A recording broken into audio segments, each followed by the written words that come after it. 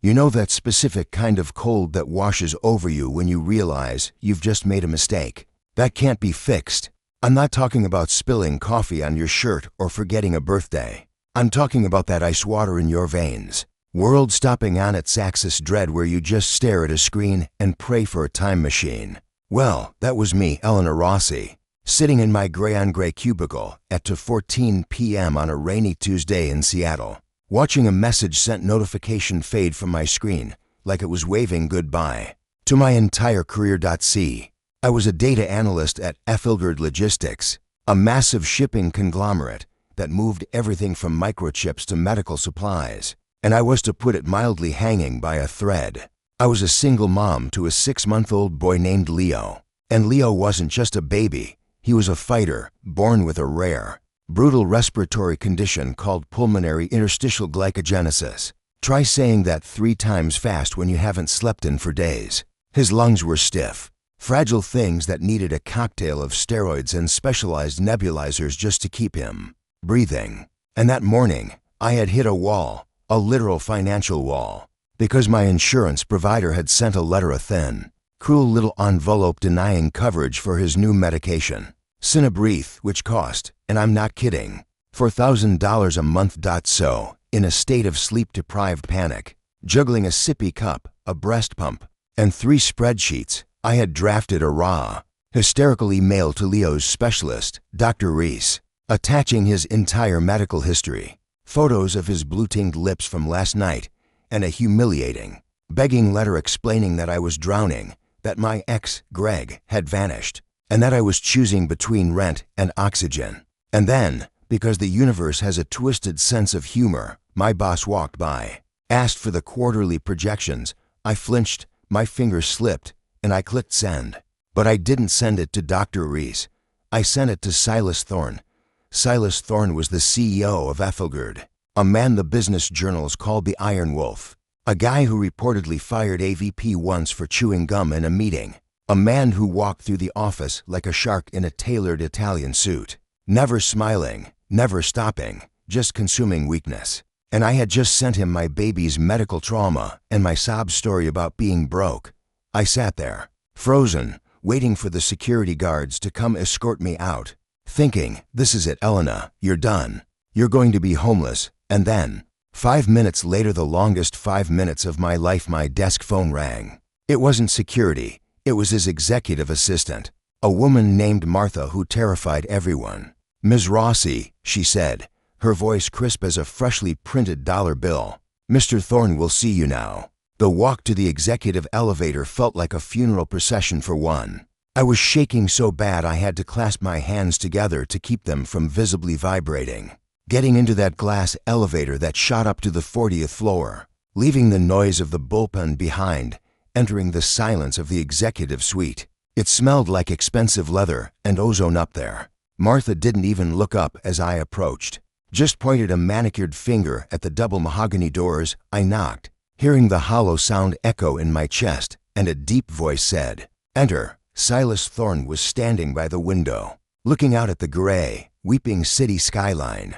He didn't turn around when I walked in. He just let me stand there in the middle of his cavernous office for what felt like an eternity.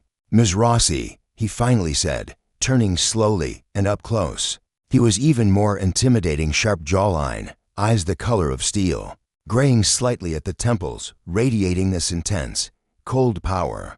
"I received your email, Mr. Thorne. Please," I started, the words tumbling out like rocks. It was a terrible mistake. I was multitasking. I haven't slept. I know it's unprofessional to use company resources for personal matters. I'll pack my desk. Just please give me a good reference. I have a baby and—" "Sit down," he interrupted, his voice not loud, but absolute. I sat. I perched on the edge of a chair that probably cost more than my car, clutching my notebook like a shield. "The child," he said, picking up a printout of the email. "My email. 6 months old. PIG diagnosis?" I nodded, unable to speak, tears pricking my eyes because it felt so invasive to have this titan of industry reading about my son's lung capacity. "And the insurance denied the Cinebreth?" he asked, scanning the page, his face unreadable, like he was reading a stock report, not a tragedy. Yes, sir, I whispered. They said it's experimental. Silas stared at the paper for another long moment. Then he reached for his desk phone and pressed a button. Get me Dr. Sterling on the line, he said, then looked at me. Dr. Sterling is the chief of pulmonology at Seattle Grace, and he sits on our medical advisory board. He's coming over. What? I stammered, my brain misfiring. Mr. Thorne, I can't pay for Dr. Sterling. I can't even pay for the generic meds. Quiet, he said, but there was no heat in it, just focus. He started typing on his keyboard, fast, aggressive strokes.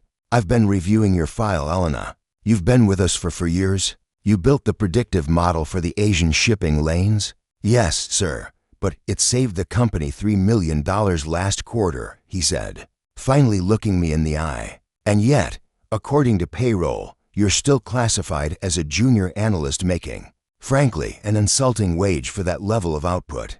He hit enter with a finality that echoed in the room. I've just authorized a retroactive promotion to senior data strategist. Effective 6 months ago, payroll will wire the back pay by 5 p.m. today, and your insurance tier has been upgraded to Executive Platinum, which covers Cinebreth at 100% with zero deductible. I stared at him, my mouth literally hanging open, feeling like the air had been sucked out of the room. Was this a joke? Was this a cruel game? Mr. Thorne, why? He stood up then, walking around the desk, and for the first time, the Iron Wolf mask slipped. Just a fraction, just a tiny crack in the armor. Because talent shouldn't be wasted worrying about pharmacy copays, he said, leaning against the desk. And because I know what it looks like when a parent is scared.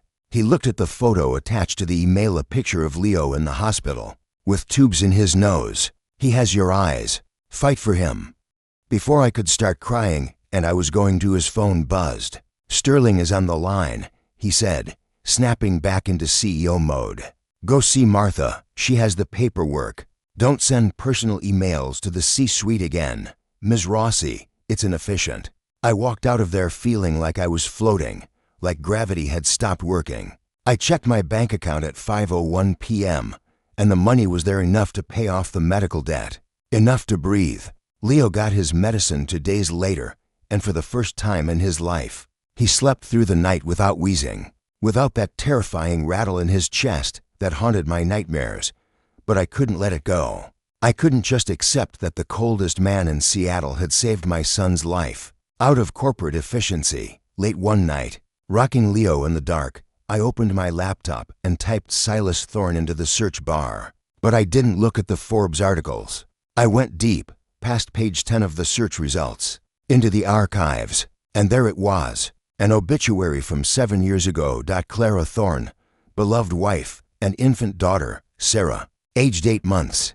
I clicked the link, my heart hammering. Sarah Thorne had died of a rare respiratory failure, a genetic condition that looked almost exactly like what Leo had. Silas hadn't just lost a child. He had watched his daughter suffocate because the technology to save her didn't exist yet. The Iron Wolf wasn't made of iron. He was made of scar tissue. He had built this massive logistics empire, moved mountains, accrued billions, all because he couldn't save the one thing that mattered. And when my email landed in his inbox, he didn't see an employee making a mistake. He saw a ghost. The next day, I didn't send an email. I left a small, hand-painted card on his assistant's desk, just saying thank you, and attached a recent photo of Leo, smiling, pink-cheeked, breathing. Weeks turned into months, and a strange, quiet rhythm developed. I'd see Silas in the hallway, and instead of looking through me, he'd give a sharp, almost imperceptible nod. Occasionally, I'd get an email from him direct, no subject line, asking, status of the treatment, or is the nebulizer effective? It wasn't romantic. It wasn't even friendly in the traditional sense. It was a lifeline. Then came the gala. Ethelgard was hosting a massive charity event for respiratory research. Go figure. And as a newly minted senior strategist, I was invited. I bought a dress I actually liked, a deep emerald green that made me feel like a woman and not just a tired mom, and I went. The ballroom was loud, filled with people who smelled like old money, and I felt out of place until Silas found me near the bar. He looked different out of the office, less like a weapon, more human. He's doing well? Silas asked, skipping the small talk, looking at me with an intensity that made my knees weak. He's crawling, I smiled, sipping my champagne. He's chasing the cat. He's a normal baby, Silas. Thank you. Good, he said, taking a sip of his scotch, looking out at the crowd. That's good. We stood there in comfortable silence, to people connected by a trauma that only one of us had survived intact, until a voice from my nightmares cut through the music like a knife. Elena? Wow, you clean up nice. I turned around, and my stomach dropped. It was Greg, my ex, Leo's. That moment in the office, with the resignation letter in the trash and Silas Thorne looking at me like I had just reinvented Oxygen, felt like the end of the movie. But life isn't a movie, and the credits didn't roll. In fact, things got messy before they got better. See, Greg, my delightful ex, didn't just disappear into the night after being kicked out of the gala. No, Greg was the kind of guy who viewed rejection as a negotiation. And he decided to play the only card he had left, paternity. A week after the gala, I was served with court papers. He was suing for 50/50 custody. Not because he wanted to wake up at 3 a.m. to run a nebulizer, and not because he wanted to learn the complex dietary restrictions of a child with PIG, but because he knew that Silas was in the picture, and he figured if he squeezed hard enough, he'd get a payout to go away. I remember sitting in my kitchen, staring at the summons, feeling that old, familiar paralysis creeping back in. I was a senior strategist now. Sure, I had money in the bank, but Greg was charming. He was manipulative, and the court system loves a reformed father. Silas came over that night. This was new. Him coming to my small apartment. He looked comically out of place in my cramped living room, sitting on my beige IKEA sofa in a three-piece suit, but he didn't care. He watched Leo playing on the floor, stacking soft blocks, his breathing rhythmic and clear, and there was a softness in Silas's face that broke my heart. I have lawyers, Silas said, staring at the legal papers on my coffee table like they were radioactive waste. Vicious ones. We can drag this out until he goes bankrupt. No, I said, handing him a mug of tea. That's what he wants. He wants a fight. He wants to be paid off. Then let me pay him, Silas said instantly, looking at me. Name the price. I'll write the check right now. I'll give him $1 million to sign away his rights and move to Antarctica. It was tempting. God, it was tempting. To just buy my freedom, to use Silas's wealth as a blunt instrument and erase the mistake of my past. But then I looked at Leo, and I looked at Silas, and I realized that if I let Silas fix this with money, I would never really be free. I would always be the damsel. I would always be the woman who needed saving. No, I said again, firmer this time. I have to do this. I have to face him. I need you to be there, Silas, but not as my bank account. I need you to be there as my partner. The look he gave me then, it wasn't the look of a CEO. It was the look of a man who was finally, truly seeing me. Okay, he said. Okay. The mediation hearing was 2 weeks later. It was in a sterile conference room with bad fluorescent lighting. Greg was there with a lawyer he clearly couldn't afford, looking smug. I walked in, not with an army of corporate sharks, but just with my own lawyer and Silas sitting quietly in the back of the room, not saying a word, just watching. Greg started his spiel immediately. I've changed. I have a stable job. I want to be a father. Elena is keeping my son from me because she's dating her boss, blah, blah, blah. He was performing. He was crying on cue. The mediator looked at me. Ms. Rossi, your response? I stood up. My hands weren't shaking this time. I opened a folder, my data analyst brain at work. This, I said, sliding a document across the table, is a log of every medical appointment Leo has had in the last 6 months. 34 appointments. Greg was present for 0. I slid another paper. This is a record of the 27 times I called Greg when Leo was hospitalized. 0 answers. 0 callbacks. I slid a final photo, the one of Leo hooked up to the ventilator the night I sent the accidental email. And this is what our son looks like when he can't breathe. Greg, tell me the name of his medication. Tell me the dosage. Tell me the name of his condition without looking at your notes. Greg froze. He opened his mouth, closed it. He looked at his lawyer. He looked at Silas. It's asthma stuff, Greg mumbled. I can learn. It's pulmonary interstitial glycogenesis, I said, my voice cutting through the room like glass. And if you give him asthma stuff, he dies.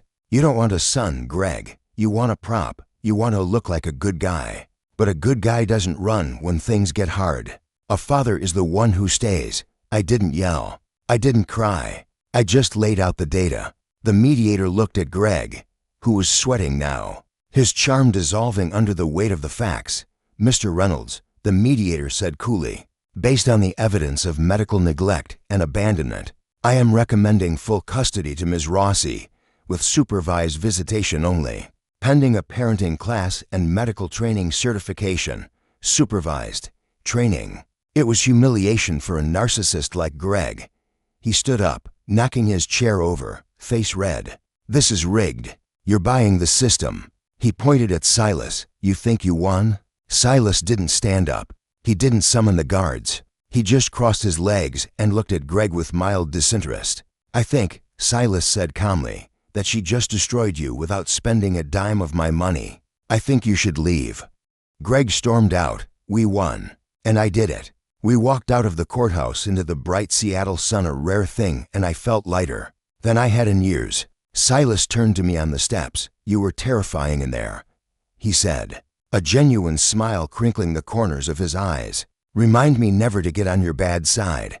Too late, I laughed. So, what now? Silas checked his watch. Now I have a board meeting to cancel, and you have a son to pick up from daycare. And maybe we could go visit a place. What place? He drove us out of the city, toward the coast, to a quiet, windswept cemetery overlooking the ocean. We walked through the grass until we reached a small, marble marker. Sarah Thorne. It was the first time he had brought anyone there. He stood looking at the stone, his hands in his pockets, the wind messing up his perfect hair. I used to think, Silas said softly, that if I let myself love Leo, or you, that I was betraying her, that I was replacing her. I reached out and took his hand. Love isn't a finite resource, Silas. You don't run out. He squeezed my hand tight. I know that now. You taught me that. He turned to me, and the gray in his eyes looked like the sky clearing after a storm. I'm not going to be the Iron Wolf anymore, Elena. I just want to be Silas. I want to be the guy who comes to the appointments. And he was. 3 years later, I'm still the senior director of strategy at Ethelgerd, but I run the department from home 2 days a week. Leo is for now, and while he still has flare-ups, he's running, he's shouting, he's alive. Silas and I got married last spring, a small ceremony. Just us, Leo, and Martha, who actually cried. Greg drifts in and out. He shows up for the supervised visits sometimes, takes a selfie for Instagram to prove he's a dad, and then disappears for months. It used to make me angry, but now I just feel sorry for him. He missed the magic. Sometimes, late at night, when the house is quiet and Leo is asleep, I look at Silas reading in the armchair, and I think about that email. That one terrifying, career-ending mistake. People always say everything happens for a reason, and usually I think that's just something people say to make you feel better about tragedy. But sometimes you click the wrong button, and the universe corrects your course. Sometimes you have to fall apart so the right person can help you put the pieces back together. But here's the question that still keeps me up sometimes, and I want to know what you think. Honestly, when Greg came back, begging for a second chance, claiming he was stable, did I do the right thing by cutting him out so ruthlessly? Some people tell me I denied Leo his biological father, that I should have let Greg try to redeem himself, that forgiveness is the ultimate virtue. Others say I protected my son from a toxic flake. Did I choose justice over mercy? Or did I just choose survival? Because looking at my son's smile, I don't feel guilty. But I wonder if you would have done the same. Tell me in the comments. Because if there's one thing I've learned, it's that the line between a mistake and a miracle is razor thin.